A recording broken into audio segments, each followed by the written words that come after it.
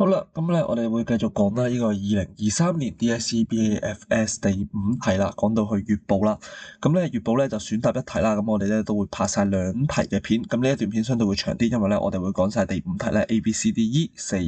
5個分題嘅。咁我哋一齊睇咗呢篇文啦，咁啊簡單一啲，相對上少少重要啲嘅嘢先啦。咁啊全記咧係一間售賣露營用品嘅公司啦，咁啊做啲咩啊？露營服飾啦、帳篷啦、煮食工具啦，咁咧就請咗大概咧就50個員工，咁佢有自置物業嘅，同埋有5間零售店鋪。喺一次常務會議當中，總經理張安話，由於近年咧有更加多嘅本地居民啦，就喺假日啦就到郊外露營啦，咁啊同埋參與啦呢個戶外活動啦，所以咧我哋嘅銷量啦同埋淨利咧都有增長啦，咁我哋應該把握時機啦，擴充業務啦，咁樣佢哋將會喺旺角啦一間啦大型購物商場啦，咁就開始一個旗艦店，加入更加多元化嘅露營用品啦，吸引更加多嘅顧客啦。咁咧首先咧阿陳思啦，即係一個叫做就話啦，我哋咧應該咧就係要用會計報酬率嘅方式咧嚟評估啦，擴充計劃啦是否咧可行，咁啊即係啱應該要計數噶啦。咁啊財務經理阿陳思就講啦，因為計算咧會計報酬率咧唔會考慮金錢嘅時間值喎，所以咧我哋就應該用淨現值啊，咁應該我哋要計淨現值啦。咁然後即係啦，佢就話啦，雖然我哋嘅銷量同埋淨利咧有上升，但係咧由於剛按時償還所有長期貸款咧，所以現金結餘咧就唔多啦，所以咧我哋都要申請咧另一銀行貸款啦去支持擴充嘅計劃啦。超營銷經理就話啦，而家咧其實好多嘅玩樂坊已經有數家經營咧10年啦嘅銷售露營用品嘅小型店鋪，競爭對手啦，咁我哋就用低價賣嘅，咁所以其實咧我哋旗艦店咧可能會受到好激烈嘅競爭啦。為咗吸引好多顧客啦，我哋可以分析影響顧客購買決定。嗱，我哋呢一題咧會講到購買決定啦嘅社會文化因素啦，使旗艦店可以制定適切嘅市場營銷組合策略。咁啊，最後啦就人力資源啦，咁即係都會扣埋人力資源啦呢一題，咁就會話啦，我哋咧就要啦旗艦店咧精聘啊銷售人員啊同埋一個店鋪經理，咁啊然後之後就話流失率好高啦，咁咧佢就決定咧就晉升而家啦嘅銷售人員咧就擔任經理啦，提升員工士氣，咁啊可以咧進行員工效績，決定晉升人選。咁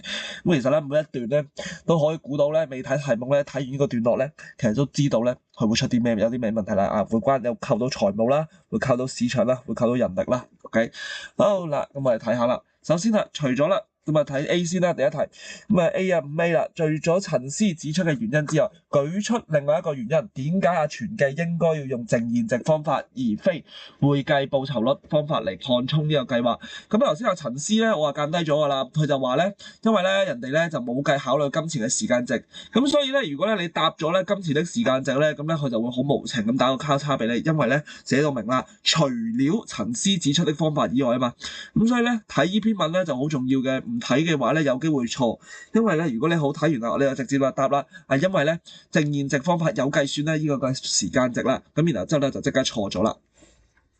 咁我哋睇下答案啦，一齊去研究下呢題點答啦。咁啊，淨現值方法啦，就考慮計劃嘅現金流啦，咁咧會計報酬率咧淨係考慮利潤啦，咁啊而會咧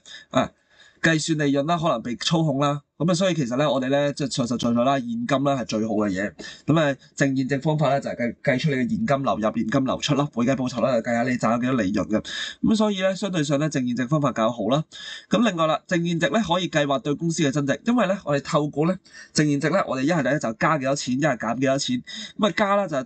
係公司咧賺到嘅幾多錢啦，係嘛？會為公司帶來嘅收入啦，減咧就係為公司帶來嘅損失啦。咁但係會計報酬率咧方法又冇嘅率啊嘛 percent 嚟嘅喎，咁其實咧就唔能夠咧好直接啦同公司講。咁其實只需要咧講兩個啦，現金流好處，而咧係會計報酬率沒有嘅，咁你就講翻出嚟就 O K 噶啦。咁啊寫詳細少少2分好容易拎到啫。好啦，然後之後啦，去到下一個啦，信用標準5個 C， 咁啊説明啦，銀行決定是否向全記提供信貸時應該考慮嘅2項因素，咁啊即係5個揀2個啦。因為頭先咧佢都講到啦，就話啦佢要申請一個銀行貸款咧嚟支持呢個擴充計劃喎，咁啊所以咧就會用到5C 啦。好啦，咁啊首先咁啊5樣嘢啦，第一個資金，咁啊全記啦，就係有冇足夠嘅資本去支持借款。例如啦，佢啱啱償還所有啦長期貸款，咁啊槓桿比率低啦。好，第二個能力就係講緊啦，全記咧是否有能力啦去償還款啦。咁啊即係例如啦，咁啊睇啲咩啊？我哋可能睇佢嘅銷量啦、純利潤啦咁等等啦。喂，如果佢銷量好高嘅，咁其實即係講緊啦，佢會有錢收啦。喂，佢純利好高嘅，咁啊絕對有錢還啦。咁啊亦係睇下佢嘅盈利能力好高啦。咁咧多數啦，我呢啲咧，如果我答啦，去做呢啲題目嘅時候，我去答咧，我會點咧？咁我會咧再寫多少少嘢嘅。我寫多少少咩咧？我就話啦，如果全記的盈利能力較高啦，銷量亦較高的話，代表全記咧有足夠嘅能力，銀行可以提供一個貸款俾佢。因為咧，我哋而家咧要從銀行嘅角度啦，去決定係唔係俾佢啊嘛。咁所以咧，我哋就寫多一步，諗多一步。呢一個啦係書裏邊寫嘅答案。我寫多一步就話啦，咁我哋就寫多一步套翻入去呢一個文章嗰度答。全記有呢啲能力啦，咁銀行就應該提供借款啦，爭取係攞足2分啦嚇。好，咁你第三個啦就抵押品啊，咁啊抵押品啊就好易明啦，就係話啦，如果咧有冇足夠嘅資產，咁可能咧你就話啦，全記咧佢有自置物業啦嚇，咁啊就可以作為抵押啦。咁啊供咧，當佢咧還唔到錢嘅時候咧，咁啊銀行咧就可以咧係變賣佢嘅抵押品啦，然後之後咧就去賺錢啦。好啦，咁啊品格啦，咁啊全記啦是否有償還啦貸款嘅責任心啦？咁例如啦，我哋可以睇啦佢之前嘅一啲嘅貸款嘅記錄啦，睇下佢有冇按時還款啊，佢嘅還款記錄啊，咁啊如果佢還款記錄良好咧，咁啊借錢俾佢啦，或者咧我哋睇信貸記錄咧，亦係 OK 嘅。好，咁啊然後之後啦就係狀況啦，咁啊睇下啦整體嘅經濟環境啦同埋行業前景咧是否對全記有利啦？咁啊頭先文章咧其實咧都有即係頭先嗰篇咁嘅文咧都講到啦，喂而家咧係多咗人咧。就中意啦去露營噶，咁邊度手寫咧就依度啦。佢就話啦，好多人咧就假日啦，就到郊外露營啦及參與啦戶外活動喎。咁啊，所以咧相對上咧，咁啊即係多咗人中意去玩啦。咁啊，其實咧即係本地嘅市場咧就會提升咗啦，多咗人參加啊嘛。咁啊，所以咧相對上咧就會對全記有利啦。OK，咁啊5個啦，你揀2個嚟答咧都冇問題噶啦，咁啊都非常容易答到嘅。好啦，然後之後咧，我哋嚟就睇詩題啦。咁啊，詩題啦，佢就話啦，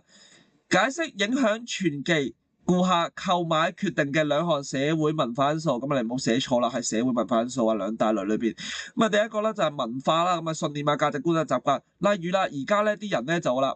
睇重咧健康意識嘅，即係咧大家都求物健康啦。咁我哋咧認為啦，戶外活動咧咁咧就可以一嚟可能提升到健康啦，二嚟啦可以增進社交啦、家庭關係。咁其實咧就吹啦，就話啦，而家啲人咧其實着重啲乜嘢啦？文化啊嘛，着重啲乜嘢？有啲乜嘢價值觀啊？然後即係扣翻落去係 OK 噶啦。社會階層啦。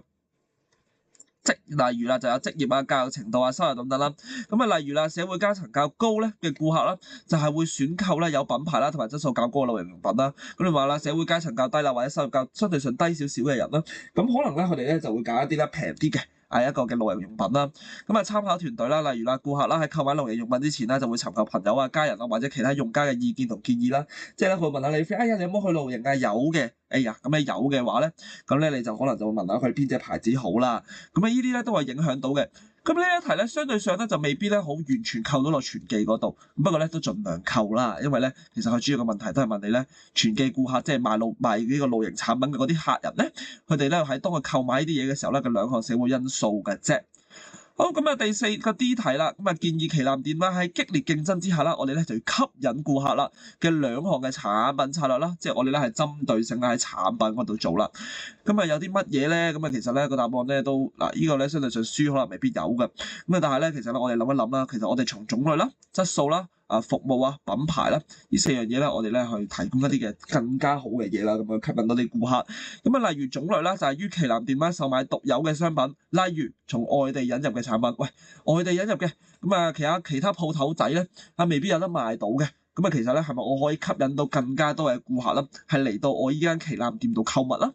第2個啦就係露營產品嘅質素啦。咁就話啦，旗艦店咧就售賣高質素嘅露營產品，例如啦又輕又堅固嘅。嗱，你去露營啦，唔想孭住個10 kilo 嘅營啦，去孭住咁遠噶嘛，咁啊梗係期望啦係又輕啦，又堅固啦。例如啦煮食用具啊，通風耐水嘅營一個叫做帳篷啦，咁啊呢啲啦，附加支援服務啦，例如提供保養啦，同埋售後服務。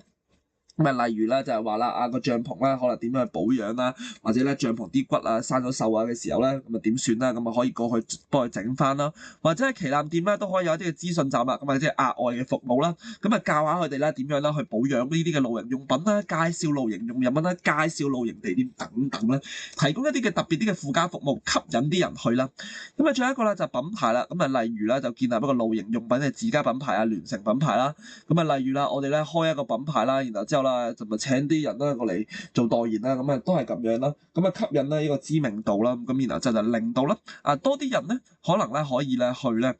就吸引啲人啦嚟購買我哋嘅。咁啊都係啦，寫兩個便可啦。好啦，咁啊最後一題啦，咁就話啦，除咗 Martin 咧指出嘅目的之外啦，點解要做員工考績？咁啊 Martin 咧其實就話啦，佢咧就想升人嘅，佢就想晉升現有嘅銷售人員咧就擔任經理，咁啊所以咧就唔好寫咧佢咧如果做員工考績咧係為咗咧就晉升人哋㗎啦。咁如果你寫咗咧，咁啊唔好意思係有錯啦。好，咁啊第一個啦，咁啊提評估銷售人員嘅表現及作其他嘅人力資源決定。記住啦，人力資源決定係升遷係一個人力資源決定，但係記住唔好寫升遷，原因係因為佢寫咗除 Martin 指出的喎。如果你寫咗啦，作出人力資源決定，然後之後例如晉升嘅話，嗰個 marker 係可以打個大交叉落去，因為你答錯啊嘛。咁所以啦，但係啦，咁啊人力資源決定有好多嘢噶嘛，例如你咪話啦，調整薪金咯，係嘛？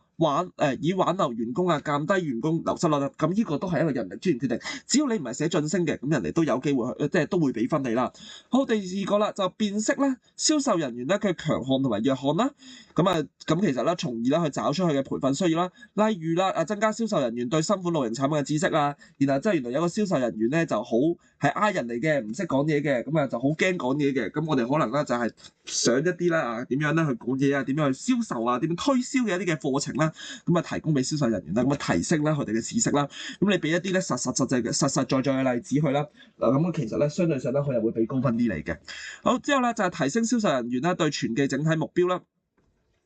同埋表現標準嘅認識啦，咁其實透過咧我哋呢一個咧叫做員工考績咧，咁其實咧我哋係能夠咧令到個員工咧更加清楚知道咗咧間間企業啦究竟有啲咩目標啦。咁相對上咧我自己咧就建議大家咧就寫第一個同第二個，因為第三個咧就相對上咧就難少少咧就攞足2分嘅。好多時候咧你寫完一句咧咁我就剔你咯，咁攞1分咯。咁其實但係你